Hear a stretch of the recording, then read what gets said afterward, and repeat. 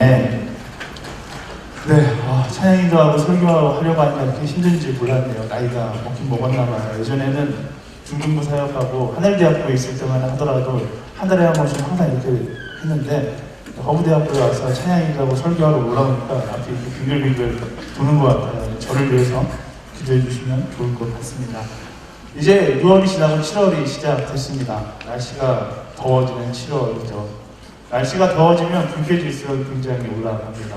지난주에 제가 정말로 오랜만에 결혼하고 한 5년 만에 처음으로 아내와 함께 휴가를 떠났는데 제주도 공항에 내리는 순간 여러분 다 알다시피 제주에 계속 비가 내리는 거예요. 비가 계속 저를 쫓아다녀서 제가 가는 곳곳마다 제가 마지막으로 해서 제주도에서 올라오는 날은 서울에서 비가 내리더라고요. 비가 내리고 더우면 막 불쾌지수가 올라가잖아요. 아내가 저에게 와서 이야기하는 거예요. 여보, 여기 오면 커플들은 다 싸워 라고 이야기하는 거예요. 아니야 될까 주변을 둘러보니까 커플들이 다 싸우고 있어요. 렌트카 풀린데 앞에서 또 막 싸우고 있고요. 저 중에 결혼한 커플은 얼마나 될까? 결혼하는 커플은 싸울지어다 막 이렇게 기도하면서 영적 대적 기도를 하면서 휴가를 보냈던 그런 기억이 있습니다. 여름이 되면요 불쾌지수가 막 올라가니까 나를 힘들게 하는 사람들이 왜 이렇게 많을까라고 생각이 들 때가 있습니다. 그러다 보면 그런 관계에서 실패하고 여러 사람들에게 상처를 주기도 하고 내가 상처를 받기도 할 때가 있는 것이죠. 근데 지금 자막에 PT가 잘못 나가고 있는 것 같아요. 잘못 나가고 있는 것 같아요. 어쨌든 그래서 여름 아울렛에 가서도 관계 가운데 어려움을 경험하는 이유도 똑같은 거죠. 평상시 같으면 그냥 웃으면서 넘어갈 수 있는데 날씨 때문에 짜증이 나는 거예요. 그래서 한마디 툭 던지고 툭 던지다가 보면 그 한마디가 관계 어려움으로 번지는 것입니다. 그래서 지혜로운 사람은 여름에는 영적으로 더 무장하는 거예요. 여러분들이 지금 막 마음 가운데 짜증이 일어난다. 평상시 삶을 살아가는데 불쾌지수가 올라가니까 이상하게 저 사람 보면 화가 나고 내 남자친구 보면 평상시 괜찮았는데 막 짜증이 일어난다. 뭐예요? 기도로 영적 무장을 더 할 때이다 라는 것입니다. 크리스찬에게 그 상처받고 관계의 문제 때문에 힘들어한다는 것, 사람에게 분노가 커져간다는 것은 결국 내 영혼의 집중력이 떨어졌다는 것을 이야기해요. 내 영적 집중력이 떨어지면 관계 가운데 짜증이 일어나고 그 사람을 볼 때 화가 나기 시작하는 거죠. 사람들이 관계 가운데 힘들어하는 근본적인 이유가 뭐냐면요, 그 관계 속에서 어떤 나의 욕심을 채우고 싶은 그런 기대감이 있는데 그 기대감을 충족시키지 못하면 짜증이 일어나는 거예요. 저 사람이 이걸 해줬으면 좋겠는데 저 사람이 이거 안 해주면 짜증이 나는 거죠. 아울렛이 가서 나는 혼자 막 청소하고 있는데 쟤를 딱 보니까 쟤도 청소하고 있었으면 좋겠는데 청소 안 하고 놀고 있는 거예요. 그러면 마음 가운데 막 짜증이 일어나는 거죠. 뭐예요? 내 마음 가운데 쟤를 향한 기대감이 있는데 그 기대가 충족되지 않으니까 짜증이 일어나고 분노가 일어나서 야, 뭐 하는 거야? 막 이렇게 화를 내기 시작하는 거죠. 그 사람이 나보다 나이가 많은 사람이면 화내기도 어려운데 나보다 나이가 낮은 사람이고 어린 30살기 막 이러면 이제 그때부터 쏟아붓는 거예요. 폭발해서 야 그따위로 살지 마라 막 이러면서 폭발하면서 그러면 그날 밤에 뭐 하는 거예요? 아울렛 팀원들 다 모여갖고 엉엉 울면서 기도하는 거죠. 이런 매년 반복되는 거 우리가 어떻게 벗어날 수 있는가? 왜 영적으로 집중력을 가지면 이길 수 있는 것이다 라는 것입니다. 뭐가 문제냐면요, 내가 저 사람을 바라보는 그 처음 순간부터 관계가 잘못 설정되어 있는 거예요. 크리스천의 관계란 자기 이익의 대상이 아니에요. 33기는 내가 부려먹은 종, 이게 아니라요. 33기는 내가 섬겨야 되는 사람이다라는 거예요. 걔가 33기든 32기든 25기든 설사 가끔이든 24기, 23기, 심지어 그 사람이 목회자일지라도 뭐예요? 내가 만나고 있는 한 사람, 크리스천은 내가 부려먹을 사람으로 바라보는 것이 아니라 내가 섬길 사람으로 바라보는 거예요. 내가 어떤 자리에 있든지, 내가 목회자이든 팀장이든 순장이든 내가 24기, 내가 뭐 신료세 같은 인물이라 할지라도 뭐예요? 바라보면서 저 사람을 섬기겠다 이 마음을 가져야 하는 것이 바로 크리스천이다 라는 것입니다. 바로 그 마음을 기억하는 것이 바로 영적인 집중력이에요. 한국 사람들이 유독 이 관계에 대해서 오해가 굉장히 많은 민족이 아닌가 싶습니다. 한국 사람은 무엇을 할 때면 항상 물어보는 것이 아는 사람이 있냐 이런 거 물어봐요.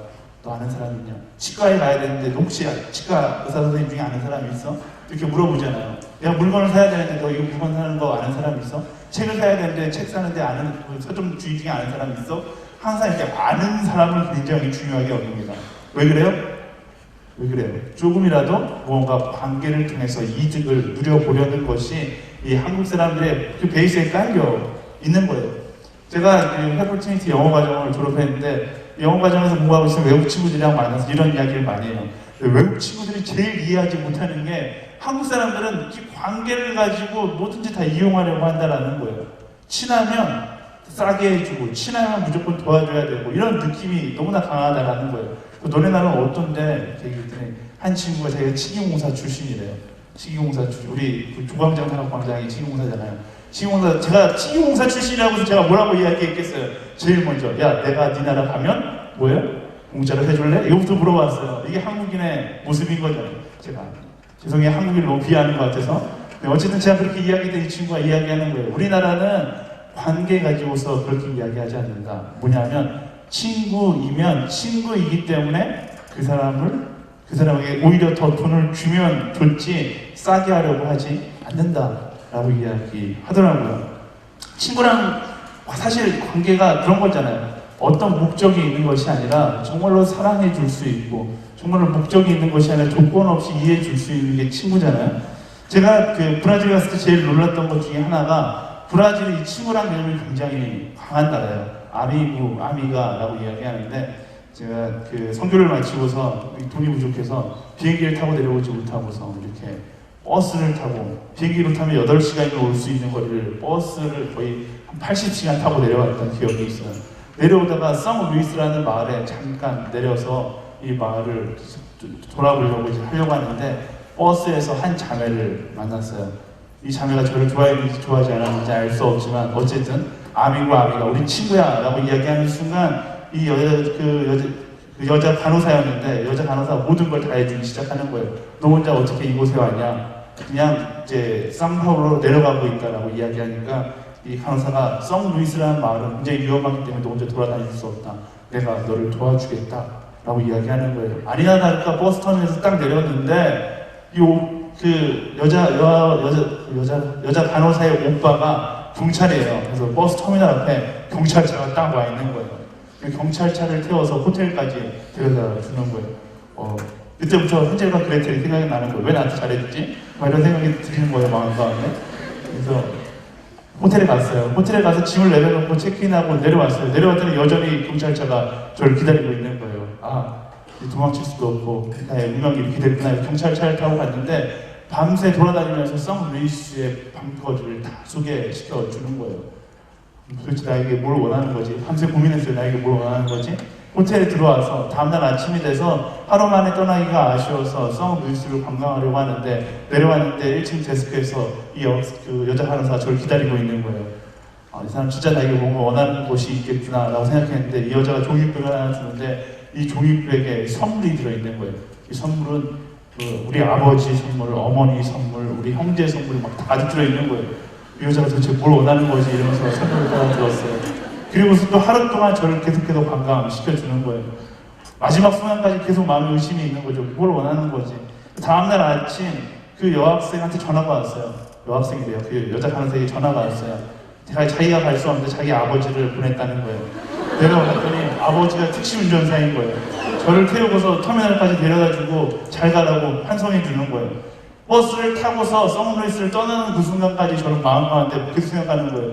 과연 나에게 무엇을 원했을까라는 생각이 들었는데 나중에 삼바올로에 와서 물어봤더니 브라질 사람들은 친구가 되면 자기의 모든 것을 다 내어준다라는 이야기를 하더라고요. 진정한 친구란 바로 이런 것이구나. 바로 받는 사람도 기쁘고 주는 사람도 기쁜 이런 것이구나 그때 깨달았던 기억이 있습니다.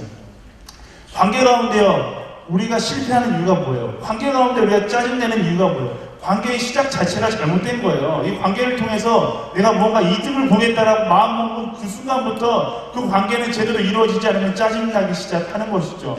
하지만 짜증내기 이전에 먼저 생각해 보는 거예요. 내가 이 관계 가운데 무엇을 원했던 것인가? 다시 원점으로 돌아가는 거죠. 내가 이 관계 가운데 무엇을 바라보고 있는가? 혹시 그 바라보는 것이 나의 욕심이 아닌가? 먼저 점검할 수 있는 사람이 되어야 하는 것입니다. 그게 바로 그리스도인들이 가져야 될 관계 가운데 영적인 집중력이에요. 하나님은 관계를 통해서 나의 이익을 취하라고 이야기하지 않았습니다. 하나님께서 관계 가운데 우리에게 말씀하셨던 유일한 계명은 뭐예요? 서로 사랑하라라는 거죠. 관계를 통해서 저 사람이 어떤 이득을 취하겠다라는 것이 아니라 관계를 통해서 내가 어떻게 하면 사람을 줄 수 있을까를 고민한다라면, 그런 영적인 집중력을 가진다라면 우리 삶 가운데 분노와 짜증은 정말로 다 없어지지는 않겠지만 많은 부분의 분노와 짜증이 사라질 수 있다라는 것입니다. 옆 사람에게 선포하겠습니다. 영적인 집중력을 가질지어다. 아멘. 사도 바울이요, 정말 대단한 사람이었다는 것은 그가 어떤 상황에 있다 할지라도 이런 영적 집중력을 놓치지 않는 사람이었다라는 거예요. 그가 어떤 상황에 있든지 그에게 어떤 사람이 찾아오든지 상관없이 그는 언제나 초지일관 하나님께 처음 주신 마음으로 그 사람을 대했다라는 사실입니다.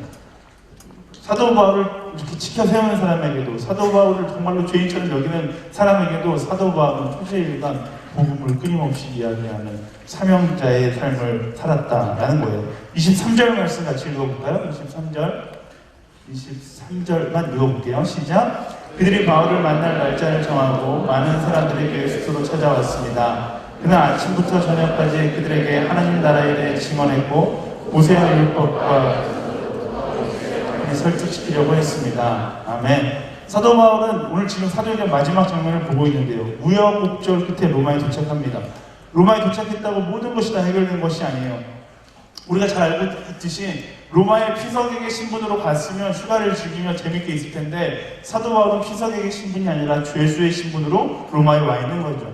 그래서 그나마 다행이었던 것은 죄수의 신분으로 로마에 도착했지만 로마에서 그 사도 바울을 감옥에 가두는 것이 아니라 가택구금한 상태였다라는 거예요. 그래서 사도 찾아오는 사람들을 만날 수 있었다라는 것이 말씀의 배경입니다. 그에게 찾아온 사람들은 어떤 사람이었을까? 그에게 호의를 가진 사람들도 물론 있었겠지만 거의 대부분 그에게 호의를 가지지 않은 사람들이 그를 찾아왔다라는 거예요. 바울은 지금 어떤 상황에 있어요?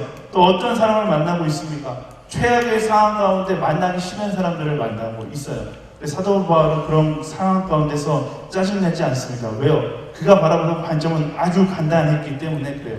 많은 사람들은 세상을 바라볼 때, 사람을 만날 때 내게 필요한 사람, 내게 필요 없는 사람이라는 기준으로 바라봅니다. 그렇잖아요. 관계를 맺을 때 나에게 유익한 사람, 유익하지 않은 사람, 유익한 사람과는 친밀해지기 원하고 유익하지 않은 사람과는 관계의 거리를 두죠. 사도 바울은 관계를 맺을 때 그렇지 않았다는 거예요. 내게 유익한 사람과 유익하지 않은 사람, 이런 조건이 있는 것이 아니라 딱 한 가지만 있는 거죠. 복음을 들어야 하는 사람과 복음을 이미 들었던 사람, 들어야 하는 사람에게 끊임없이 복음을 이야기하는 사람이 바로 사도 바울이었다라는 것입니다.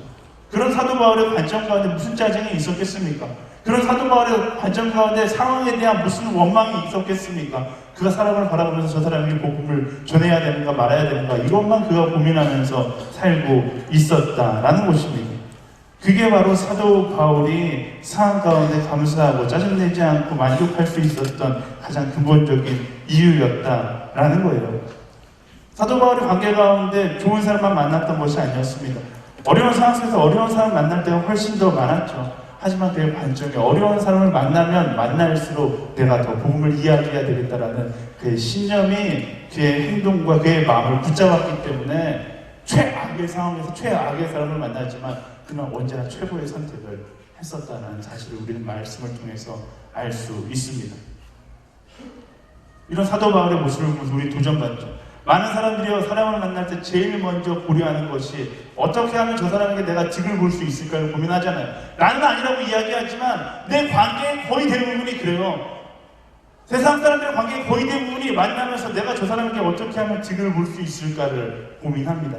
그리고 결과적으로 거기서부터 우리 인생의 스트레스가 시작되는 거예요.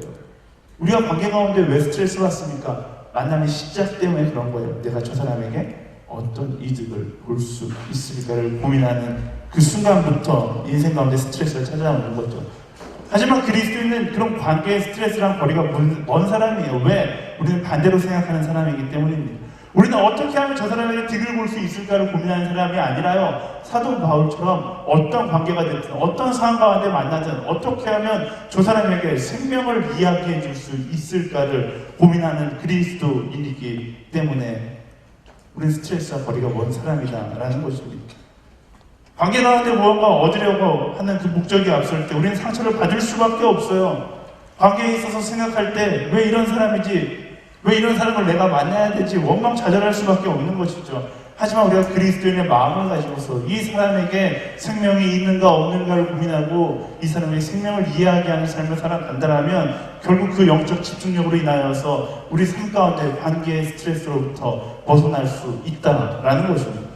모든 관계를 그 영적 집중력을 가지고 재조명해 볼 필요가 있는 거예요. 신학자이자 철학자였던 마틴 부부가 이런 이야기를 했어요. 그 마틴 부부의 책을 읽으라고 이야기하지 않을까. 예전에 설교 시간에 한번 마틴 부부의 책을 읽으라고 했다가 한 친구가 이 책을 읽는데 4년 걸렸어요. 책이 너무 어려워요. 저도 이 책을 읽는데 솔직히 다 못 읽었어요. 저희 아내가 다 읽어서 정리해 놓은 걸 이렇게 몰래 훔쳐봐서 가지고 나온 거예요. 그 유명한 말을 했어요. 인간으로서 가장 위대한 일은 상대방의 가치를 알아보고 가장 그답게 살도록 도와주고 격려하는 일이다. 정말 멋지지 않습니까? 마틴 부부의 책은 놀라운 사실은 그냥 일반 출판사에서 출판하지 않고 생명의 말씀사 기독교 출판사에서 출판했어요. 왜? 그의 철학적 사고가 기독교 말씀의 배경을 가지고 있기 때문에 그래요. 그래서 이 말도 마찬가지예요. 인간으로서 가장 위대한 일은 상대방의 창조주의 가치를 깨닫고 가장 창조주가 하나님께서 원하시는 모습으로 살도록 도와주고 격려하는 일이다 라는 비밀이 숨겨져 있는 문장입니다. 가장 위대한 일이면 가장 위대한 일은 그 사람에게 나의 욕심을 채울 수 있는 무언가를 발견하는 것이 아니라 그 사람이 하나님의 창조물임을 깨닫고 하나님께서 원하시는 삶을 살아갈 수 있도록 도와주고 격려하는 일이 가장 위대한 일이다라는 거예요. 우리가 인생 가운데 스트레스를 받는 이유는 뭐예요? 이 위대한 일을 팽개치고 나의 욕심을 따라 나의 욕심을 채우는 이 인생을 살려고 할 때 스트레스 받는 거예요. 스트레스 받지 않는 방법 바로 우리 관계 가운데 이 위대한 일, 마틴 부부가 이야기하고 있는 성경 말씀이 이야기하고 있는 이 위대한 일, 이 사람을 가장 하나님께서 원하시는 모습으로 살아갈 수 있도록 도와주는 인생을 살아갈 때 우리는 스트레스가 아니라 기쁨과 감격과 행복에 둘러싸여 살 수 있게 된다라는 것입니다. 사랑하는 여러분, 우리는 수없이 많은 사람들을 만나게 됩니다. 어떤 사람들은요 그 만남 가운데 상처를 받지만 또 어떤 사람들은 그 만남 가운데 행복을 경험하기도 하는 거예요. 왜요? 그 시선의 차이가 있는 거죠. 그 만남 가운데 내가 무언가 얻고자 하면 괴로울 것이고 내가 무언가 주고자 하면 즐겁고 행복해진다라는 것입니다. 만남과 관계의 행복을 어디서 누릴 수 있어요? 많은 사람들이 거꾸로 생각해요. 만남과 관계 가운데 내가 무언가 얻을 수 있으면 즐거울 거라고 생각하죠. 내가 무언가 얻을 수 있으면 행복할 거라고 생각해요. 하지만 만남의 축복의 비밀은요 거꾸로예요. 내가 그 사람에게 무언가 줄 때, 그 사람에게 내가 생명을 줄 수 있을 때, 그 사람에게 내가 예수 그리스도의 몸을 줄 수 있을 때 내 마음 가운데 비로소 기쁨과 감사와 행복이 넘치게 된다는 것, 그게 만남과 관계에 숨겨져 있는 비밀인 것이죠. 이 비밀을 깨닫는 사람이 인생을 살아가면서 관계 가운데 성공할 수 있는 것입니다. 영적인 원리는요, 영적인 원리는 항상 우리 연애에 똑같이 적용되는 거예요. 여러분들 이상형 만나려고 할 때 막 어떻게 하면 정말 완벽한 사람을 만날 수 있을까 고민하잖아요. 어떻게 하면 TV 드라마에 나오는 멋진 오빠, TV 드라마에 나오는 아름다운 여성, 착하고 말만 하면 그래 이렇게 따뜻한 미소와 인자한 얼굴로 안아줄 것만 같은 그 오빠, 그 누나, 그 여자 원하잖아요. 근데 그런 여자 만나면 행복할까요? 행복할 거라고 생각하세요? 만나보세요. 저도 만나보진 않았지만 만나보면 행복하지 않을 거라는 거 알고 있어요. 왜요? 그 사람에게 내 자리가 없기 때문에 그래요. 내가 아무리 해줘도 그 여자에겐 더 이상 내가 해준 것에 대한 감사가 있을 자리가 없기 때문에 그런 것이죠. 어떤 사람을 만나야 돼요. 어떤 사람을 만나야 돼요. 제가 제 아내가 없어서 얘기할 수 있겠네요. 제가 제 아내를 만났을 때 아내한테 이렇게 얘기했어요. 자기는 왜 나를 좋아해? 라고 해서 제가 너에겐 내 자리가 있거든. 오. 박정규 목사님이 결혼 준비해 주셨는데 물어봤어요.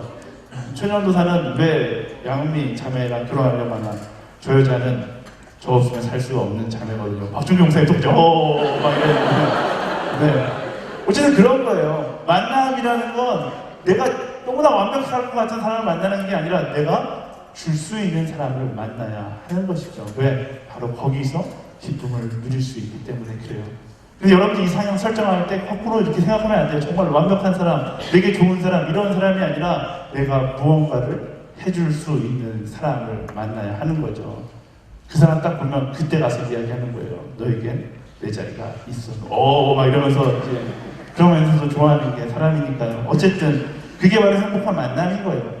내 삶에서 행복한 삶을 찾아가는 방법 첫 번째, 내 욕심이 앞서는 것이 아니라 만남의 관계 가운데 그 관계 속에서 사명이 앞서는 거예요. 하나님의 마음이 앞서는 거죠. 오늘 만나는 사람 나의 욕심의 시선이 아니라 하나님의 시선으로 바라보고 내가 어떻게 하면 저 사람에게 생명을 줄 수 있을까? 내가 어떻게 하면 저 사람에게 하나님의 마음을 나눠줄 수 있을까? 그것을 고민하면서 관계 가운데 바라보기 시작하면 관계의 기쁨이 넘쳐나기 시작한다라는 것입니다. 많은 사람들이 보면 왜 이 사람일까? 왜 이 사람이 내 옆에 있는 거야? 라고 고민하지만 하나님께서 이 사람을 내 옆에 두신 이유를 생각하고 하나님의 마음을 품고 그 사람을 대하기 시작하면 그때부터 관계의 기쁨이 차기 시작한다라는 것입니다. 옆 사람에게 사랑으로 이야기할 수 있는 여러분 한 사람 한 사람이 되기를 예수님의 이름으로 축원합니다. 관계 가운데 스트레스 받지 마세요. 아울렛 가서 스트레스 받지 마세요. 아울렛 가서 스트레스 받는 사람들 보면 다 똑같아요. 저 사람에게 내가 무언가 받고 싶은데 저 사람이 안 하면 스트레스 받는 거예요. 근데 아울렛 가서 저 사람이 무언가 안 한다. 그러면 하나님께서 얘기해 주시는 마음은 뭐예요? 그 마음은 간단해요. 뭐예요? 너가 해라 라는 거예요. 저 사람이 안 한다고 해서 내가 야 너 왜 안 해? 이거 말 한마디 하면 그 사람 마음 어렵고 짜증내 내 마음 어렵고 그로 인해서 공동체의 마음이 어려워지잖아요. 하지만 내가 섬기는 마음으로 섬기며 나아갈 때 그 사람의 마음은 어때요? 그 사람은 조 오빠가 이걸 하네? 이러면 마음부터 시작해서 서로 마음을 이제 열기 시작하고 그때부터 하나가 되는 공동체가 될 수 있는 거예요. 지혜롭게 선택하세요. 영적인 집중력을 가지고서 이 상황 가운데 What would Jesus do? 예수님이라면 어떻게 하셨을까를 고민하고 예수님의 마음으로 섬기면서 나아가는 거예요. 관계 가운데 스트레스 받지 않는 법, 내가 먼저 섬기면 되는 거예요. 아멘? 저를 만나서 저랑 같이 밥 먹는 사람들은 제가 자주 하는 단어가 많이 있어요. 제가 밥 먹을 때 제일 싫어하는 게 제 숟가락 놔주는 거, 이런 거 싫어요. 저 물 따라주는 거 막 싫어요. 그런데 꼭 한국 사람은 수직적이라서 제가 숟가락 놔주고 제가 물 따라주면 저한테 막 목사님 그러지 마세요 이러면서 물병 뺏어가고 숟가락 뺏어가고 이러는데 제가 그러면 버럭 화를 내요. 야 너는 왜 내가 섬길 수 있는 기회를 박탈해? 왜 내가 섬길 수 있는 이 기회를 가져가? 저는 여러분들의 삶 가운데 이런 말이 그냥 습관이 되었으면 좋겠어요. 우리 가장 낮은 섬김의 자리에 있을 때 가장 큰 기쁨을 누릴 수 있는 사람인 거예요. 아멘? 내가 더 낮아질 때 더 기쁠 수 있는 거예요. 내가 높은 자리에 올라가서 섬김 받으려고 하면 마음 가운데 스트레스 쌓이고 힘든 인생을 살아갔지만 내가 가장 낮아져서 설사 내가 24기 시조새 같은 존재를 할지라도 그냥 가장 낮아져서 섬기며 나아갈 때 그때 비로소 참된 기쁨을 누리게 되는 것입니다. 어머니대학교 이번 아울렛을 통해서 이 섬김의 기쁨을 누릴 수 있는 여러분들 한 사람 한 사람이 되기를 예수님의 이름으로 축원합니다. 아울렛 갔다 오면요, 막 이 분열의 영이 허브 공동체에 임해서 막 너무 어려워요. 올해는 그런 일 없었으면 좋겠어요. 올해는 정말로 더 섬기고 모두가 섬겨서 모두가 바닥에서 기어다니는 그런 아울렛가 되었으면 좋겠습니다. 섬김 가운데 진정한 관계의 기쁨을 누릴 수 있게 되는 거예요. 또 사도 바울의 삶 가운데 우리가 또 한 가지 도전받아야 될 것이 있다면 그는 결과 중심적인 사람이 아니라 과정 중심적인 사람이었고 사명 중심적인 사람이었다라는 것입니다. 많은 사람들이 왜 스트레스 받냐면요, 결과가 그렇게 안 나오니까 스트레스 받아요. 내가 기대했던 것만큼 결과가 안 나오니까 스트레스 받아요. 사도 바울은 그렇지 않았어요. 24절 말씀 같이 읽어볼까요? 24절 말씀. 네, 제가 읽도록 하겠습니다. 어떤 사람들은 바울의 말을 믿었지만 믿지 않는 사람들도 있었습니다. 사도 바울이 복음에 대해서 이야기했을 때 사람들 앞에서 그 복음에 대해서 이야기했는데 모두가 다 들었다라고 말씀을 기록하지 않습니다. 믿는 사람도 있었지만 그에 반해서 믿지 않는 사람도 있었다라고 이야기합니다. 좀 더 말씀을 막 해석하다 보면 믿었던 사람보다 믿지 않았던 사람들이 훨씬 더 많았을 거예요. 하지만 사도 바울은 그렇다고 해서 상처받거나 절망하거나 하지 않았습니다. 사명자라는 것이 그런 거예요. 사명자는 결과를 만들어내는 사람이 아니라 결과를 만들어내시는 하나님을 따라 그 과정을 걸어가는 사람이 사명자인 거예요. 착각하지 마요. 내가 말을 잘해서 많은 사람들이 복음을 영접받고 복음을 듣고 예수 그리스도를 영접하는 것이 아니라 결과를 만드시는 이는 하나님이신 거예요. 결국 나는 그 과정 가운데 최선을 다해 뛰어가면 되는 것이죠. 때로는 그 결과가 안 좋게, 내 눈에 보이는 결과가 안 좋게 나올 때가 있어요. 하지만 말씀은 분명히 약속합니다. 로마서 8장 28절 말씀에 모든 것이 합력하여 선을 이루시겠다. 그 하나님을 신뢰하고 나아가라라고 이야기합니다. 사명자 뭐예요? 내 눈앞에 보이는 현실이 처참하고 결과가 정말 실패처럼 보인다 할지라도 합력하여 선을 이루시는 그 하나님을 믿음으로 고백하고 전진해 나아가는 사람이 바로 진정한 사명자이다 라는 것입니다. 때로는 내가 정말로 좋은 뜻을 가지고 하나님의 마음을 가지고서 나아갈 때가 있어요. 아울리치 가서 복음 전파했는데 막 욕먹고 돌에 맞고 이럴 때가 있어요. 하지만 그것 때문에 낙담하거나 절망할 필요 없다라는 거예요. 왜? 합력하여 선을 이루시는 하나님께서 올해가 되었든 내년이 되었든 내후년이 되었든 놀라운 방법으로 역사하실 것이기 때문에 그렇습니다. 아울리치 시즌이 되면 제가 항상 간증하는 것이 있어요. 저는 이번 모자ம்பி크 아울리치를 가게 되면 너무 기대가 됩니다. 아울리치가 해외 아울리치가 항상 행복하고 즐거울 것 같지만 항상 행복하고 즐겁지만은 않아요. 때로는 힘들고 어렵고 정말로 나를 낙담하게 만드는 아울리치가 있습니다. 이번 모자ம்பி크 아울리치가 기대되는 이유는 모자ம்பி크 아울리치 팀장이 은연종이기 때문이고, 저희가 3년 전에 아프리카 아울리치를 함께 갔거든요. 케냐 아울리치를 갔는데 우리에게 너무나 쓸쓸한 추억이 있어요. 준비할 때까지만 해도 은연종 팀장과 함께 꿈꾸며 아울리치 가서 우리가 기쁨의 아울리치를 보내겠다라는 마음으로 갔는데요. 케냐 아울리치 갔는데 팀장과 그 목회자를 어렵게 만드는 두 자매가 있는 거예요.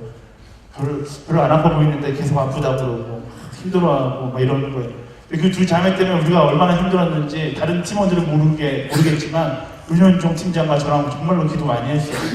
둘이 앉아서 어떻게 하면 이 팀들을 이끌어갈 수 있을까 고민하고 끙끙 앓다가 보니까 11일이 후딱 지나갔어요.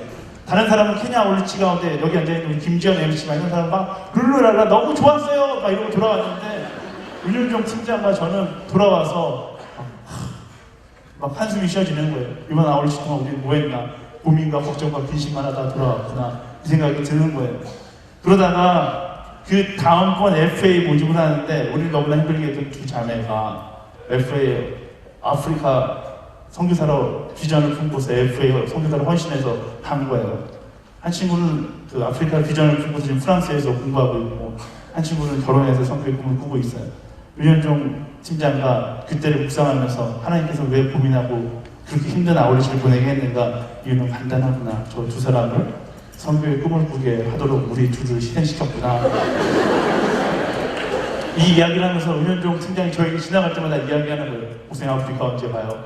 아프리카 언제 가요? 그리고 드디어 모자ம்பி크 아울리치 가게 됩니다. 올해는 저는 확신합니다. 힘들고 절망하고 낙담하는 자녀가 있다 할지라도 합력하여 선을 이루시는 하나님을 바라보면서 우리는 아울리치 가운데 즐거움을 누리며 나아갈 거예요. 하나님께서는 합력하여 선을 이루시는 분이시기 때문에 그런 거예요. 우리가 결과주의에 집착하고 결과주의에 사로잡히게 되면 이 하나님의 놀라운 역사심을 경험하지 못하는 거예요. 오히려 옳지 못한 방향으로 흘러가게 되는 거죠. 고민하고 걱정하고 근심하는 방향으로 흘러갈 수밖에 없는 거예요. 결과주의에 연연하니까. 하지만 결과주의가 아니라 정말로 하나님께서 인도하신다라는 믿음 가지고 과정에 집중하고 내가 일하는 나의 사명에 집중하며 나아갈 때 하나님의 놀라운 역사를 그 과정을 통하여서 이루신다라는 것입니다. 아우리치뿐만 아니라 우리의 인생도 마찬가지예요. 수많은 대학생들이 결과주의에 휩싸여서 살아갑니다. 내가 좋은 직장 가야지만 성공한다고 생각해요. 내가 삼성, 현대, 기아 뭐 이런 대기업에 들어가야지만 성공했다고 생각합니다. 아니요, 그렇지 않아요. 때로는 실패가 하나님의 계획일 수 있다라는 거예요. 결과에 집착하는 것이 아니라 과정에 충성을 다하고서 나아가면 되는 거죠. 제가 항상 이야기하는 거잖아요. 결과에 집착하면 나의 정직의 가치를 포기해야 되는 상황에 이를 수밖에 없어요. 결과에 집착하면 그 결과를 이루기 위해서 나의 거룩의 가치를 포기해야 되는 상황에 이르게 되는 거예요. 초등학교, 중학교, 고등학교 때 배우잖아요. 뭐라고 해요? 선생님이 최고보다 최선을 다해라. 학교 교훈에 제일 많이 적혀있는 거 최고보다 최선을 때로는 정직하게 살라. 그럴 때 대학생만 되면 그토록 들었던 거 다 잊어버리고 자신이 최고가 될 수 있다면 정직도 포기해버리고 최고가 될 수 있다면 최선을 다하지 않는 최고가 어떻게 하면 될 수 있을까 그거 고민하면서 세상의 방법대로 성공하려고 노력하잖아요. 그리스도인은 그런 삶을 살아가서는 안 된다라는 거예요.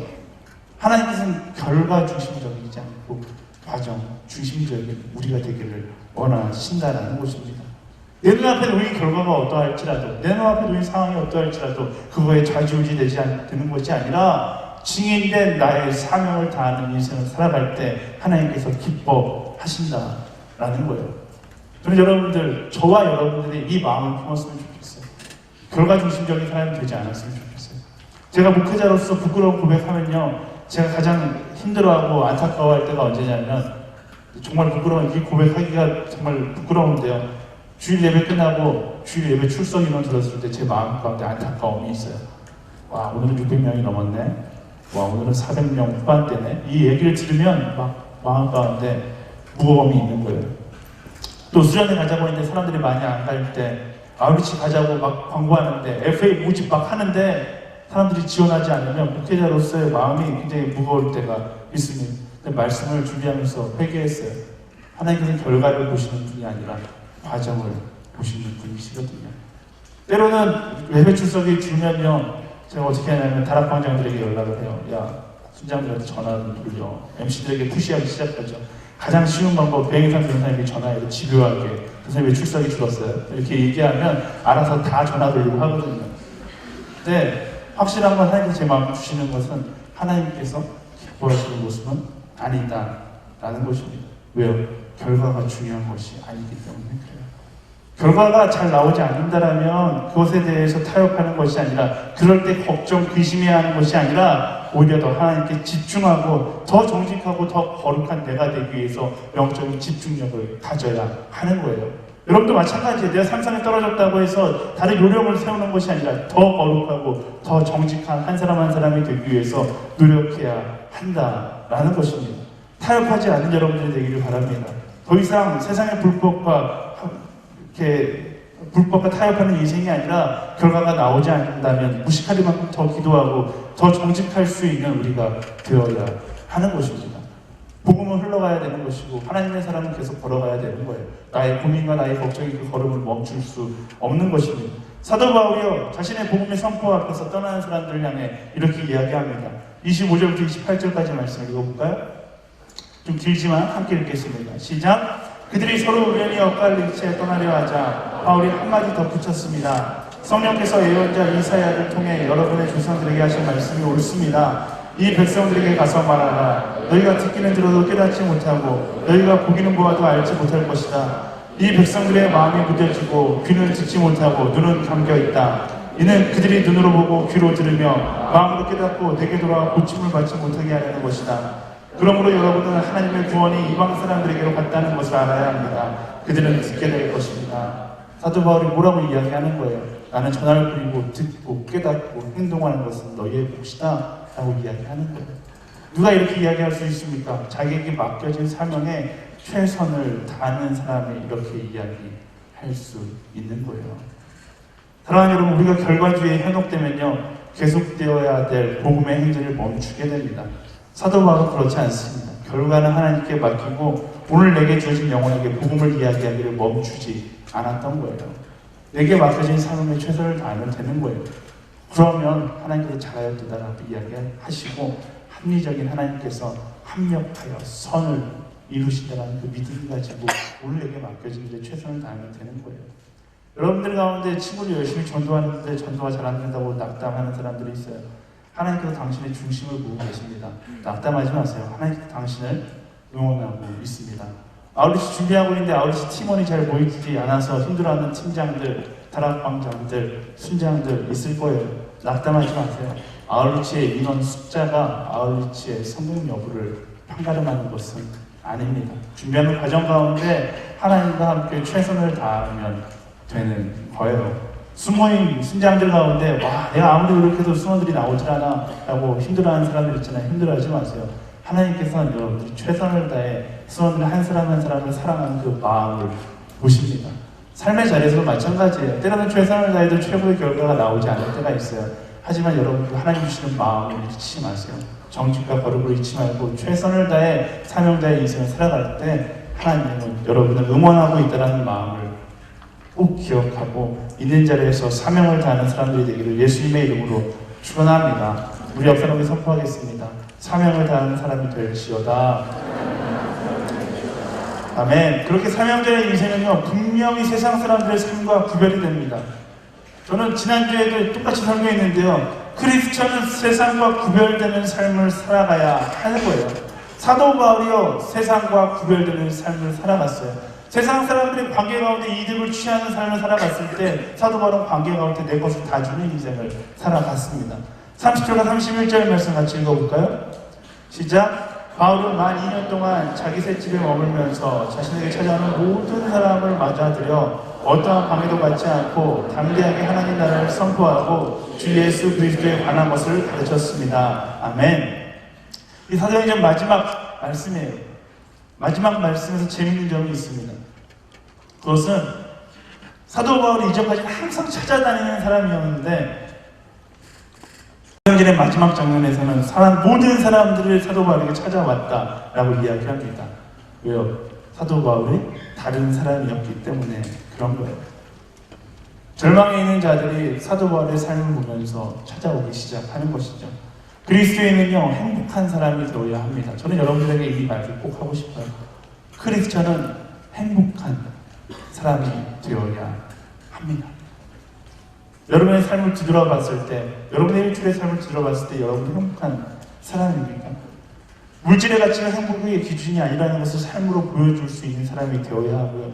성공의 가치가 인생의 행복을 좌지우지할 수 없다는 것을 보여줄 수 있는 사람이 되어야 하는 것입니다. 사도 바울이 만약 죄수의 신분이 아니었고 그냥 로마의 시민의 신분으로서 아니면 돈을 좀 가진 사람의 신분으로서 그냥 행복하게 살았더라면 어쩌면 많은 사람들이 그를 찾아오지 않았을 수도 있죠. 하지만 그는 아무것도 가지지 않은 사람이었음에도 불구하고 최악의 상황이었음에도 불구하고 당시 로마에서 최고로 행복한 사람이었기 때문에 사람들이 그를 향해 찾아가고 그의 행복의 비결에 대해서 궁금해하기 시작했다라는 것입니다. 저는 그리스도인들이 바로 이런 사람이 되어야 한다고 생각해요. 나의 상황이 최악이라 할지라도 내가 가진 것이 아무것도 없다 할지라도 세상에서 가장 행복한 사람이 될 수 있는 것, 그게 바로 하나님의 마음을 받는 그리스도인인 것이죠. 안 그래요?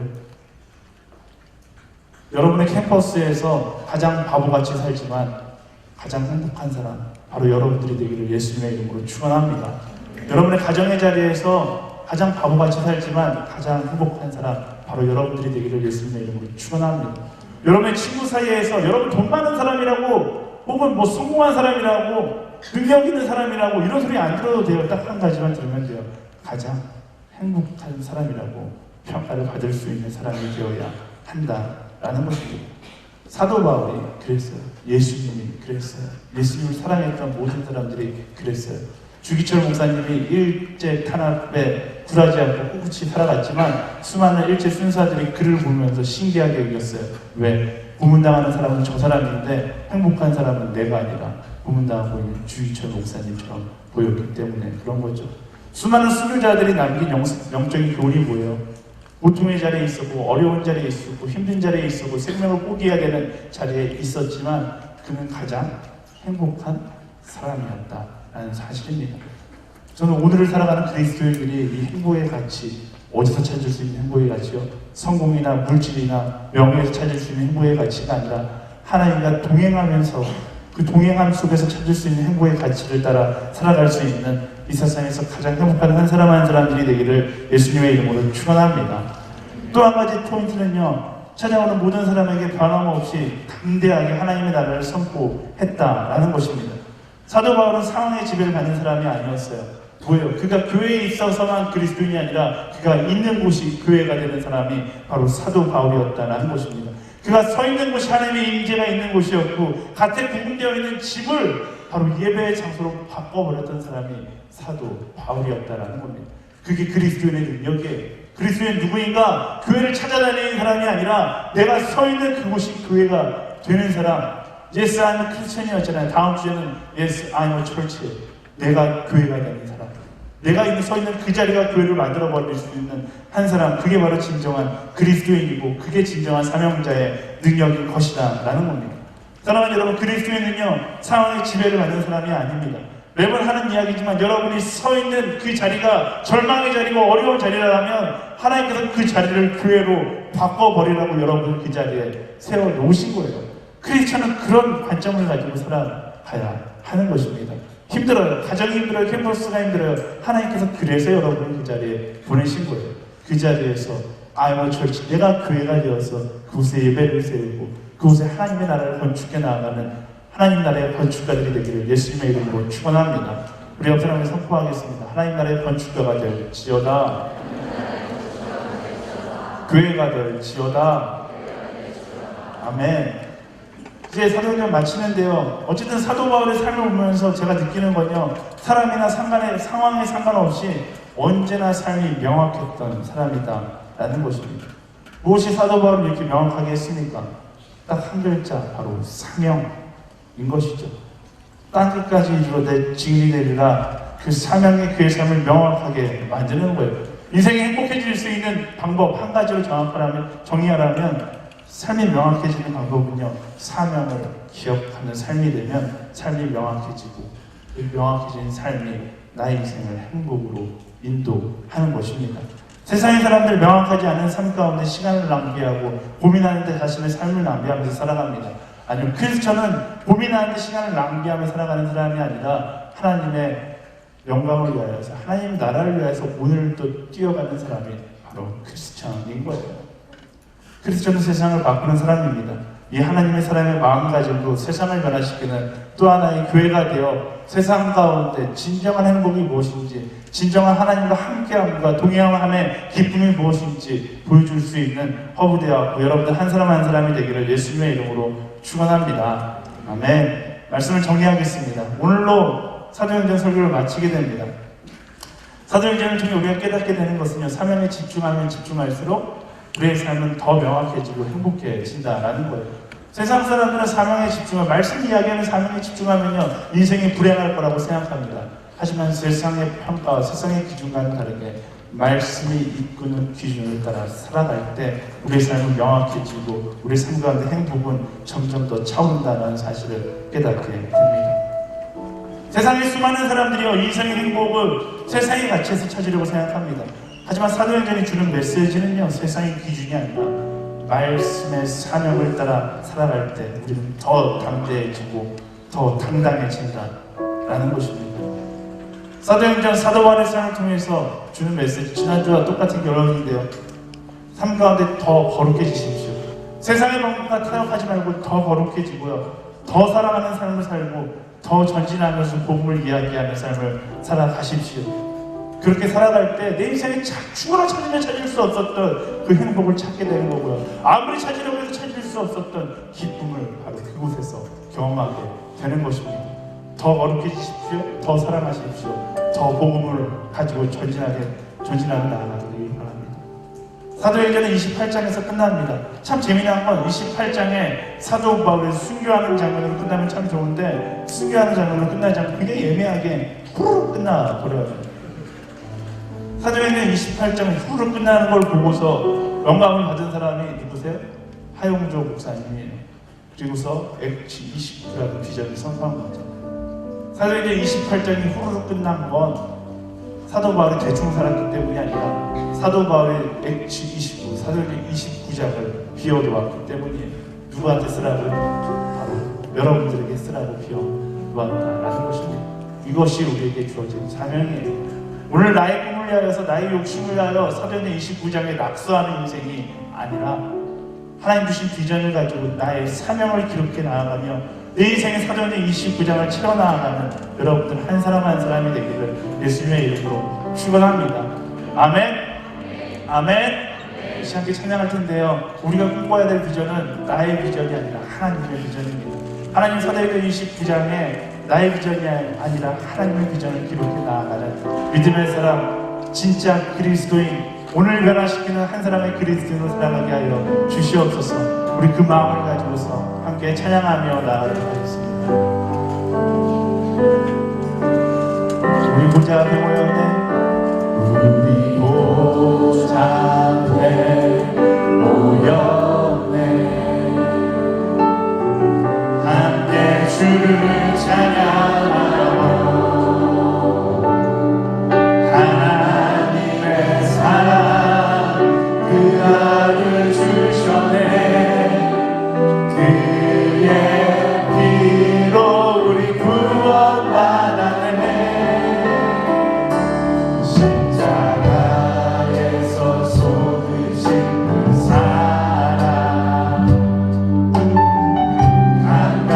시온 땅에로 한 나라와 조소 백성만 원해서 구원받고 주 건배드리네. 구원하시니 보좌에 앉으신 우리 하나님과 어린 양의 인도다. 구원하시니 보좌에 앉으신 우리 하나님과 어린 양의 인도다. 구원하시니 보좌에 앉으신 구원하시니 보좌에 앉으신 우리 하나님과 어린 양의 인도다. 구원하시니 보좌에 앉으신 우리 하나님과 어린 양의 성령 기도하며 나아갈 때 하나님 나의 시선을 바꾸기를 소망합니다. 세상의 가치 기준을 따라서 성공의 가치 기준을 따라 살아갔던 나의 시선을 주님 이 시간 바꾸기 원합니다. 그렇게 결단하기 원하시는 그 자리에서 일어나서 함께 기도하며 나아가기를 소망합니다. 아니 사도 바울이 걸어갔던 것처럼 세상의 기준을 따라 살아가는 것이 아니라 말씀의 기준을 따라 거룩한 하루 거룩한 인생을 살아가는 믿음의 사람들이 되게 하여 주시옵소서. 더 거룩하게 하여 몸부림치는 인생이 되기를 원합니다. 더 사랑하기 위하여 몸부림치는 인생이 되게 하여 주시옵소서. 더 지혜된 삶을 살게 하여 오늘을 뛰어나는 인생 되게 하여 주시옵소서. 사도행전 29장을 사명자의